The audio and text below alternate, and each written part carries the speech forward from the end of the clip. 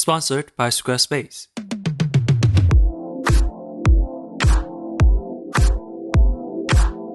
Journey to the West is a 16th century fantasy novel about a band of misfits traveling from China to India to retrieve Buddhist scriptures. Tripitaka and his three monster disciples, Monkey, Pixie, and Sandy, face off against various monsters for all sorts of hijinks. Notable episodes include the epic origins of Monkey, in which he battles the entire army of heaven, an encounter with a manipulative bone spirit who drives a wedge between Tripitaka and Monkey. That time they accidentally got pregnant inside a kingdom ruled by women. Not a joke.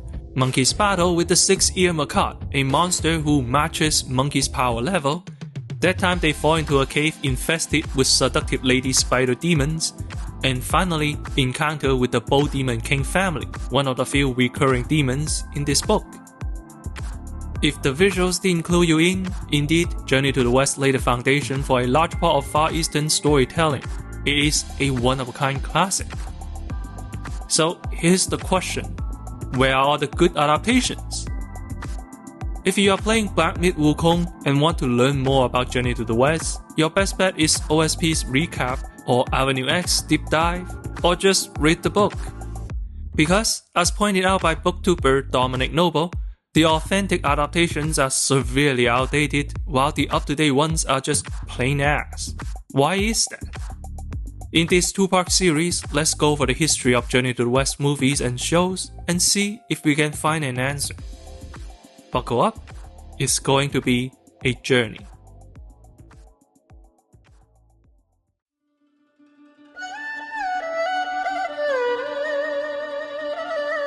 In early cinema, adaptations of Journey to the West were mostly faithful, but not without some reinventions.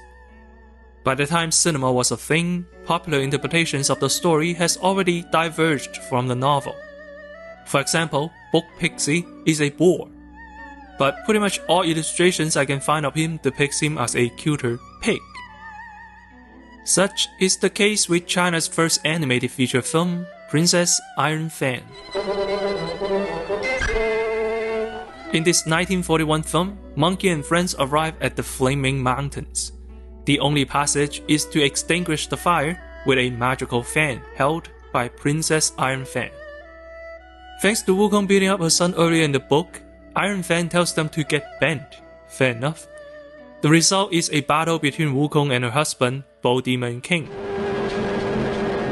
The film is pretty close to the book, with the only real difference being that the local villagers also join the fight after a rousing speech from Tripitaka. For this reason, the film is sometimes interpreted as a call to arms in the ongoing Sino-Japanese War. It's kinda weird since Monkey is the invading one. In any case, if this adaptation isn't authentic to the book, then it is at least faithful to the theater tradition. It follows the structure and aesthetic of Chinese opera with similar fight scenes, character designs, and musical sequences.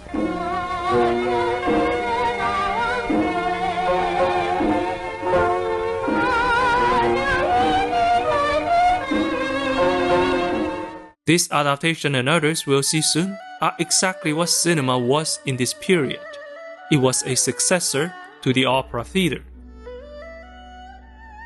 Case in point, after the war, China would once again adapt Journey to the West. The result is the 1960s two-part film, Havoc in Heaven. Based on the early part of the book, this story saw Wukong's ever-escalating conflict with the Court of Heaven, culminating in an epic battle in which it defeats the entire army of heaven. Like its predecessor, the film follows the structure, though the tone is noticeably different. In the book, Monkey is meant to be a rascal who gets defeated by the Buddha at the end, thus beginning his journey for enlightenment. In the film though, Monkey straight up wins, and heroically destroys the Court of Heaven. This change echoes the revolutionary sentiment of communist China at the time, but also wraps up the story nicely. Aside from that, Havoc in Heaven still hits all the plot points. You get all the scenes you expect, just like an opera experience. Other notable early adaptations include the 1927 silent film The Cave of Silken Web and the 1958 puppet movie The Mountain of Flames. These movies too would have elements inherited from opera. Importantly, in between the novel and the plays, most people were familiar with the plays, at least in those days. These days, people are more familiar with movies than books, same concept. As such, early adaptations are incentivized to stick to opera scripts rather than the novel, reflecting the popular interpretations rather than the letter of the book. As we'll see, this starting point is what created the adaptational chasm.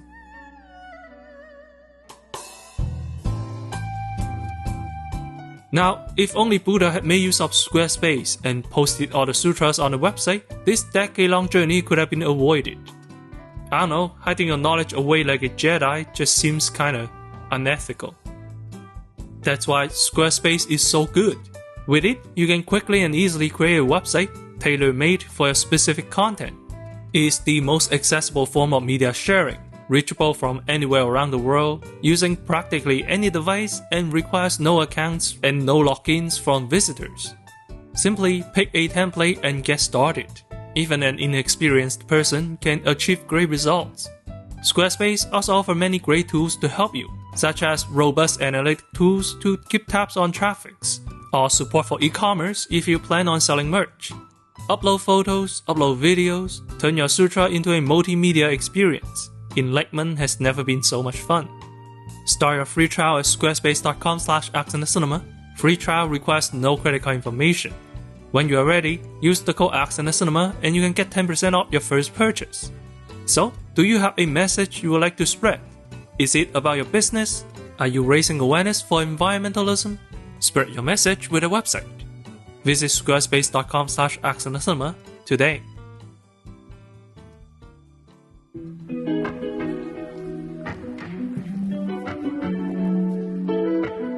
Across the sea, things are a little different. Monkey is a 1978 Japanese TV series that, for some inexplicable reasons, got really popular in the English-speaking world. Put it out of the body! Let all come! This is one truncated retelling of the novel. For example, Monkey's journey for immortality and honing his magical skills is entirely skipped. In this show, he's born with his abilities. This is a double-edged sword.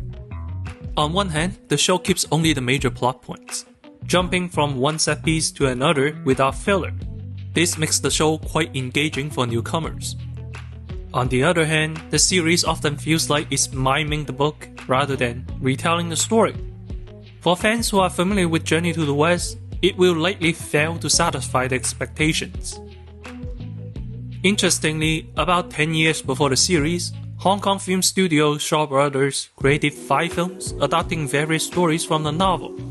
This is purely my speculation, but watching them side by side, I can see how the films may have influenced the visual and the humor of the Japanese series. The plots of the films are also similarly condensed. The 1966 Princess Iron Fan, for example, crams 2 separate story arcs into 90 minutes, while also adding bits like a love triangle and a bathing scene. Actually, that's the attraction of these films and the show. I suspect by the 1960s, Journey to the West was so well known and well adapted, it had become the narrative equivalent of white bread. It's no longer interesting on its own and requires some other ingredients on top. Ingredients like action, more special effects, and a bathing scene. They are cinematic spectacles that can be enjoyed without following the plot. This is why I said they are miming the book. The Journey to the West story is merely a set dressing for some movie magic. It is said that the success of the Japanese TV series was what launched China into Thanos mode. In 1986, China would finally create a TV series that faithfully retells the story practically to the letter. Every little bit is included in this show. I remember watching it with my grandparents and seeing them excitedly anticipate every familiar moment. It was magical. For them, spectacles are not as important as seeing the stories being presented as they have always imagined. That is why, even though the series has a budget of an overpriced Subway footlong, the Chinese audience still prefers it over the Japanese series even today. Because of how definitive this adaptation is, a lot of people think the look of the characters were established by this show.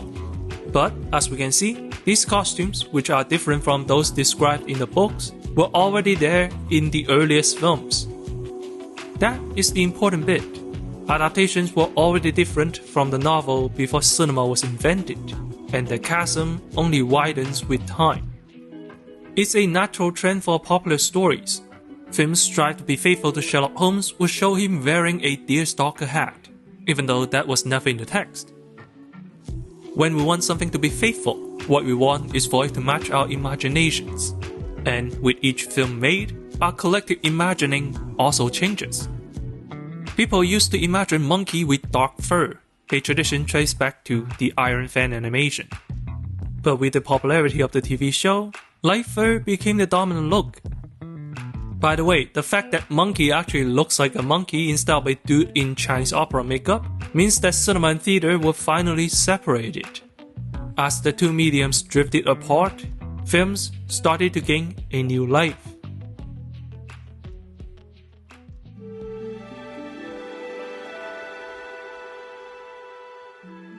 Then comes Stephen Chow. In 1995, a few years after Stephen Chow achieved creative independence, he released his seminal two-part auteur epic, A Chinese Odyssey. This is when adaptations started to go sideways. I honestly don't know how to summarize this film. The first film begins with Monkey being killed for plotting to murder Tripitaka, and ends with him falling in love with the bone spirit. Oh, and there's time travel too. Obviously, none of that happens in the book. This movie is essentially a crazy fan fiction about love, maybe?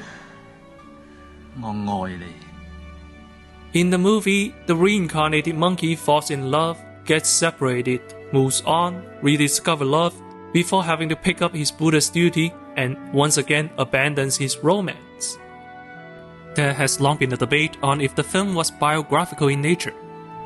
Stephen Chow started as a small-time actor, falling in love with someone before hitting it big, and has to choose between career and romance. It kind of fits. Indeed, while the plot was quite messy, I can't deny there's something very sincere about it, and I certainly am not alone. This film went viral among college students in the 90s thanks to the sudden surge of pirated DVDs. Back in those days, Chinese young adults were romantic hippies. Educated in a newly wealthy China, the new generation craves love and other spiritual needs. Campus folk songs of this era frequently reminisce about the loss of their first loves and the memories of a more innocent time. A Chinese Odyssey also shares this melancholia, so people resonated. And the film left an enormous cultural imprint. In more ways than one, Stephen Chow opened a floodgate. Gone are the days of faithful adaptations. Films and shows began to reinvent the story. In 1996, Hong Kong's TV station TVB released its own adaptation of Journey to the West. Being a free station with a very large viewer base, the series has to have wide appeal. So, like all of the other shows, the stories were retooled into comedies. As an example, in the chapter where Tripitaka and Pixie accidentally got pregnant by drinking from a magical river, the conflict is resolved after they fight a demon and liberate the abortion spring. I'm not making this up, I swear. In the show, however, there is no such spring, so with the help of the gods, they actually give birth. The story turns into a comedy about parenthood and the difficulty in choosing between family and duty. It's genuinely touching seeing Pixie grows to love his baby and begs Tripitaka to let him stay behind so he can care for his child. The moral dilemma is new, but still in line with the spirit of the book. It's a refreshing take. TVB would give the novel one more try with The Monkey King: Quest for the Sutra. This adaptation strays even further from the novel, with writings that I can only describe as anime-like. Wukong's overly innocent demeanor is clearly tailored for kids. As a result, it lacks the depth and charm and is pretty forgettable. But the 1996 series, as cheap as it looks, updated the century-old story without altering its appeal. In some way, it is quite faithful. No wonder why people consider it a classic.